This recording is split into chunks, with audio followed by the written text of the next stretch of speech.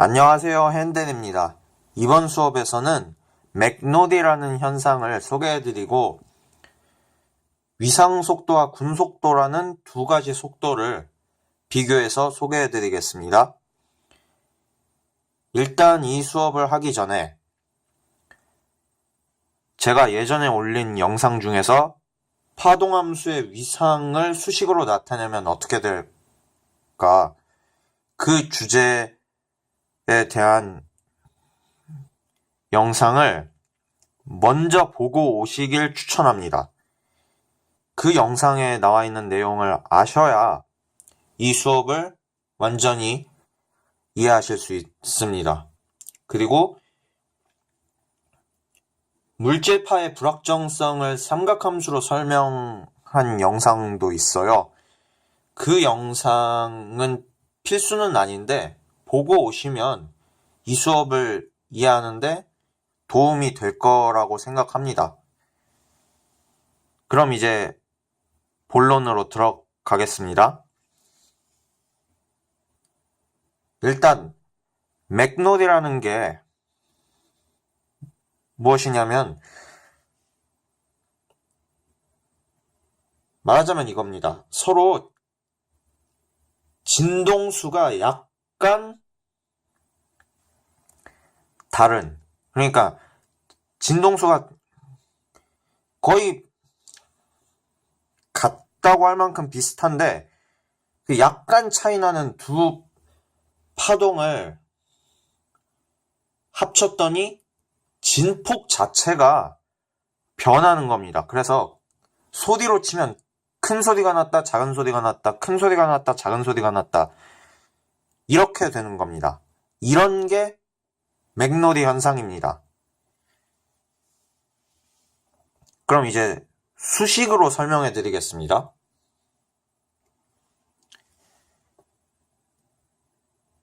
제가 방금 말씀드렸다시피 두 파동의 진동수가 약간 차이 나야 됩니다. 그래서 각 진동수 오메가와 각 파동수 K에 대해서 오메가 1은 오메가 플러스 D오메가, 오메가 2는 오메가 마이너스 D오메가, 이렇게 가정하는 겁니다. 각 파동수도 마찬가지고요.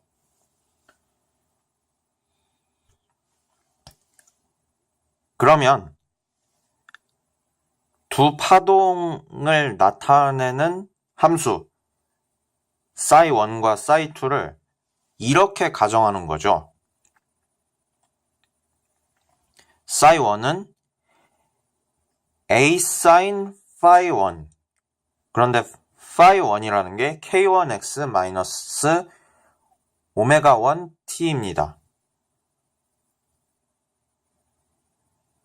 psi2와 phi2도 마찬가지로 아까 2가 붙어 있었던 k와 오메가로 이렇게 정의가 되는 겁니다. 그럼 이제 본격적으로 두 파동을 합친다고 생각하면 수학에서 이제 삼각함수 두 개를 더하는 공식, 소위 말하는 신프시는 두신코, 그 공식에 의해서 두 함수를 더한 결과가 이렇게 되는 거죠. 그럼 이제 phi1 플러스 phi2와 phi1 마이너스 phi2를 구하면 되는데 실제로 더하기 빼기를 해보면 d오메가와 dk가 상쇄되는지 아니면 오메가와 k가 상쇄되는지 그 여부에 따라서 계산 결과가 저렇게 되죠. 더하면 d오메가 그리고 dk가 상쇄됩니다. 빼면 그 반대로 오메가와 k가 상쇄되는 겁니다. 그러면 psi1과 psi2의 합, 두 파동의 합이 최종적으로 함수 계산 결과가 저렇게 나오겠죠. 2a sin kx-ωt 곱하기 코사인 xdk-t dω. 그럼 수식 계산을 다 했으니까 이제 해석을 해봐야죠. sin kx-ωt 이건 우리가 흔히 알고 있던 그 파동 형태죠. 그런데 진폭에 해당하는 자리에 2a만 곱해져 있는 게 아니고 이런 게 또 곱해져 있습니다. 코사인 x dk t dω. 그러니까 이 사인 함수의 진폭이 그냥 단순히 뭐 a나 2a가 아니고 진폭 자체가 코사인 함수가 되는 거예요.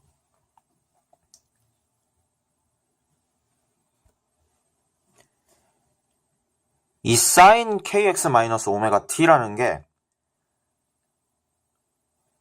계산 과정을 잘 떠올려 보면 phi1 플러스 phi2 그러니까 두 위상의 합에서 나왔죠. 즉 각진동수 오메가로 나온 게 이게 결국에는 각진동수가 dω 나온 것보다 훨씬 고주파라는 거죠. 진동수가 큰 거죠. 그렇기 때문에 이걸 이미지로 그려보면 이렇게 고주파에 해당하는 파동, 진동수가 큰 파동, 달리 말해서 파장이 짧은 파동인 거죠. 그럼 이번에는 코사인 xdk-t dω에 대해서 생각해 보겠습니다. 이건 phi1 마이너스 phi2 그러니까 두 파동의 각각의 위상의 차이에서 나온 거죠.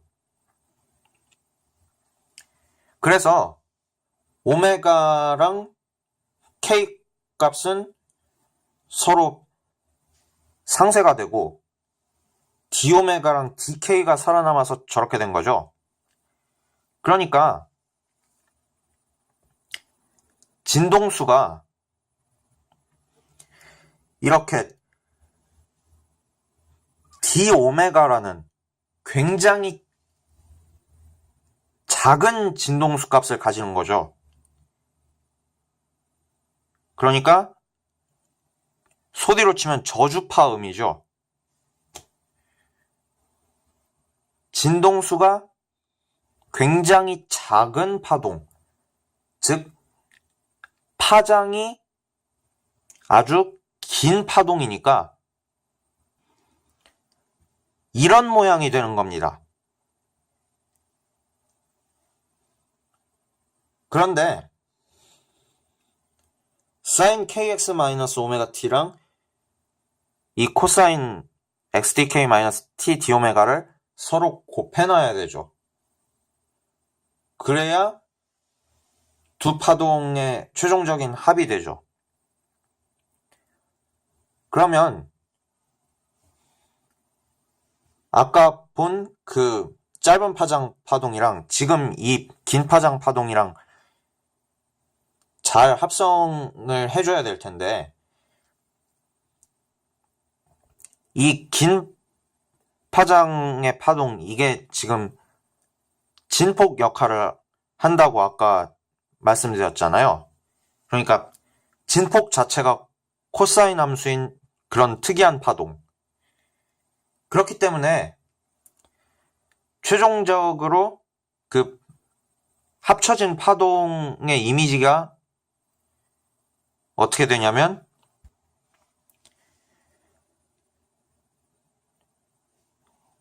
이런 형태가 되는 거죠. 이렇게 진폭 자체가 코사인 함수로 변해요. 이렇게 진폭이 변하는 결과가 나왔습니다. 다시 한번 정리해서 말씀드리자면 진동수가 약간 다른 두 파동을 서로 합쳐봤더니 이렇게 진폭 자체가 변하는 파동이 되었습니다. 이렇게 진폭이 변하게 된 거. 이 현상이 바로 맥로리 현상입니다. 그런데 여기서 추가적으로 생각을 좀 해보면 이렇게 이 파동이 X축 방향으로 움직이는 이 상황에서 지금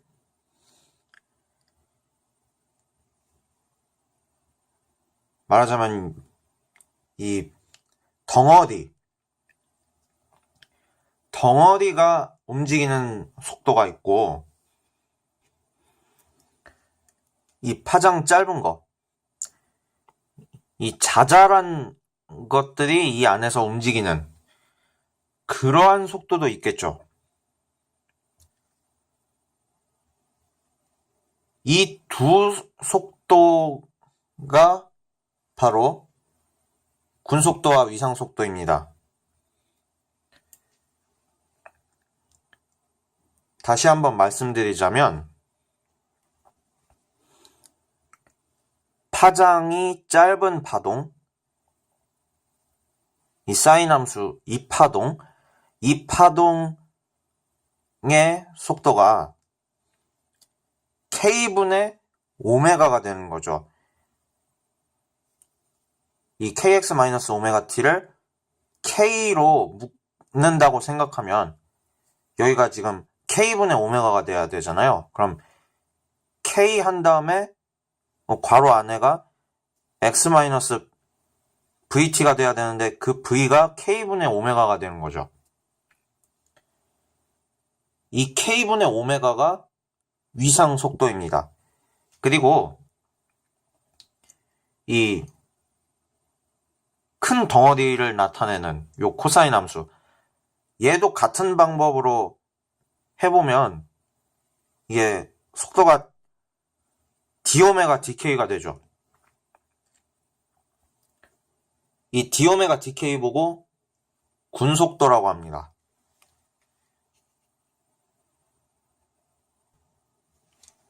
식으로 정리해드리자면 phase velocity, 위상속도는 K분의 오메가. 그런데 이제 양자역학에서도 보면 E는 H바 오메가라고 해서 에너지가 오메가에 정비례하고 P는 H바 K라고 해서 운동량이 K에 비례하죠. 즉 위상속도는 운동량분의 에너지입니다. 그럼 group velocity, 군속도는 d오메가 dk, 즉 각 진동수를 각 파동수로 미분한 겁니다. 그런데 방금 말씀드렸다시피 이걸 에너지와 운동량에 대한 식으로 바꿀 수 있으니까 에너지를 운동량으로 미분한 이 값이 군속도가 되는 거죠.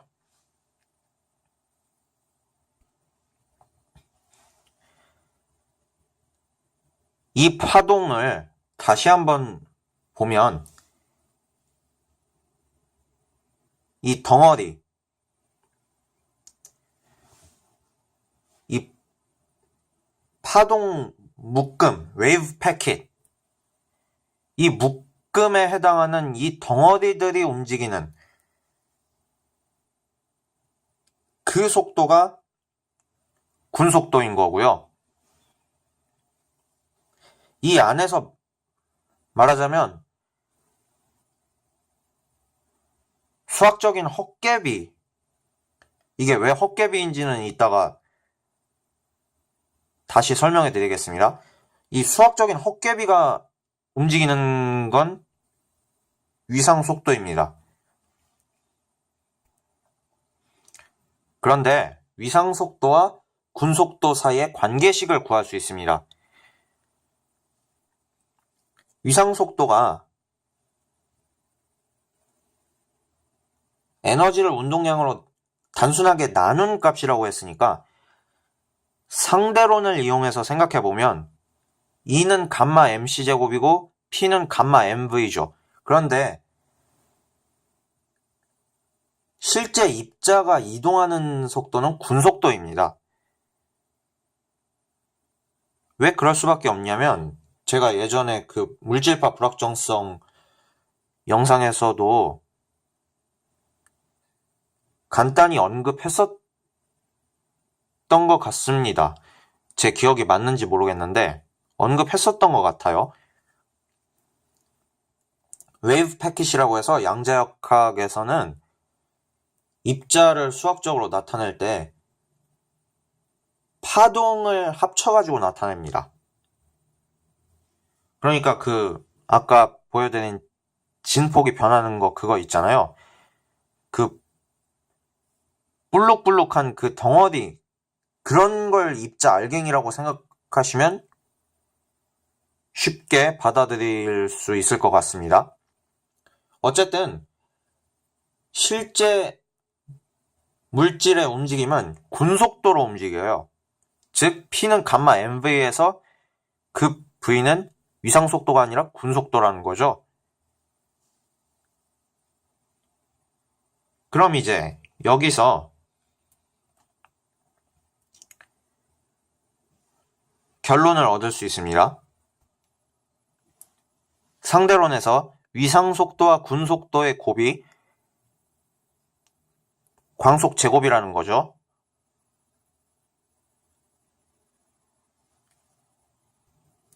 그런데 잘 생각해보면 이게 약간 특이한 결론을 줍니다. 방금 말씀드렸다시피 물질은 군속도로 움직여요. 그렇기 때문에 상대론에 의하면 군속도는 진공에서의 광속 이하입니다. 만약에 군속도가 빛보다 빨라져 버리면 큰일 나는 거죠. 상대론 위배되는 거죠. 자, 그런데 위상속도랑 군속도랑 둘이 곱해서 광속 제곱이 나와야 된대요. 그렇다는 건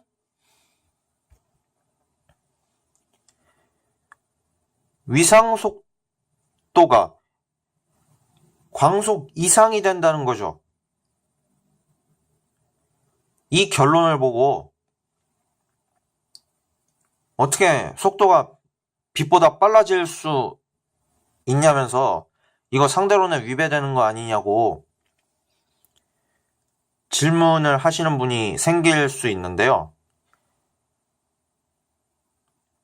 절대 그렇지 않습니다. 이건 상대론에 전혀 위배되지 않아요. 그러니까 상대론에서 물체가 빛보다 느리게 움직인다는 건 군속도가 광속 이하라는 겁니다. 위상속도는 제가 아까 말씀드렸다시피 그냥 수학적인 헛개비예요.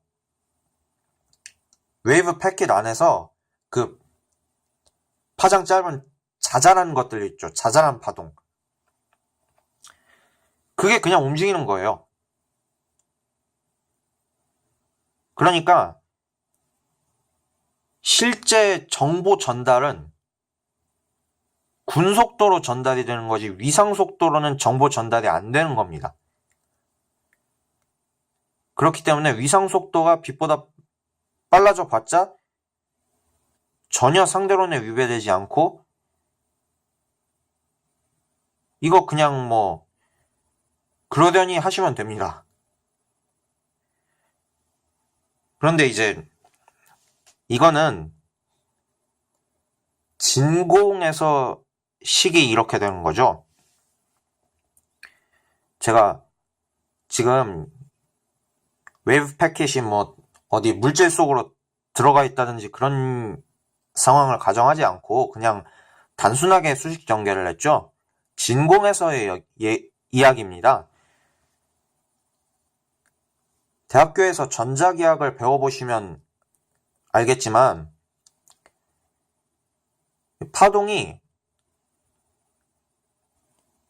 그 전자기파가 진공 말고 다른 곳으로 가버리면 이게 위상속도랑 군속도가 둘 다 빛보다 느려지는 그런 경우도 생깁니다. 그러니까 둘이 곱해서 광속제곱이 아닌 거죠. 네, 지금까지 맥너리와 위상속도, 군속도를 소개해드렸습니다. 감사합니다.